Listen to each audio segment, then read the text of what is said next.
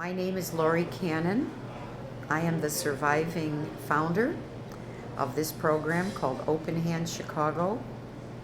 Meals on Wheels is how we started. We now run a network of 5 fully functioning grocery centers for low-income men, women, and children living with AIDS. Here, 6 days a week, we have either meal program or grocery program, and we have a group every night that's committed to their 1 day a week. With Xander, he's Thursday night, and that's his night to serve. And that makes for a long day, and I always honored the time that he put into it. In the dead of winter, when it would get dark at 4:30, he'd arrive when it was dark, he'd go home when it was dark, and he still had to do homework. And I see it as encouraging as well, that the young people of today want to do their part to make things right. Xander picked our program. I know going forward, whatever programs he picks next, he'll do a smashing job because he got his training here and he got it right. Sometimes the volunteers, if they live on the same neighborhood as a client, they're happy to carry the bags and say, here you go. I can't tell you how many times Xander would walk with Annette on her walker. She's got terrible spine and leg neuropathy.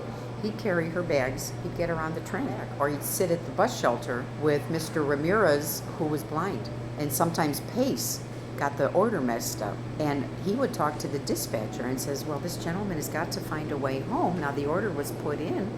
What is the problem here? So he knew how to maneuver in situations that would just present themselves. In the United States, April represents National Volunteer Appreciation Month. In Chicago, it's celebrated in a big way with different nonprofits to honor the unsung heroes. Last year, the Thursday volunteers who work with Xander brought to my attention the program that President Obama started on a leadership award for volunteers and those who are committed to volunteer service. We got an application, and Xander's co-workers nominated Xander to be the recipient of this prestigious award. That meant he competed with volunteers throughout the whole city and country. In Chicago, Xander was accepted and honored with the official Obama presidential citation for outstanding volunteer service. This was a service pin, a letter from the president, a photograph, and a thank you from the country for taking time as a young man to set a gold standard for other youngsters to show that never let it be said that one person can't make a difference.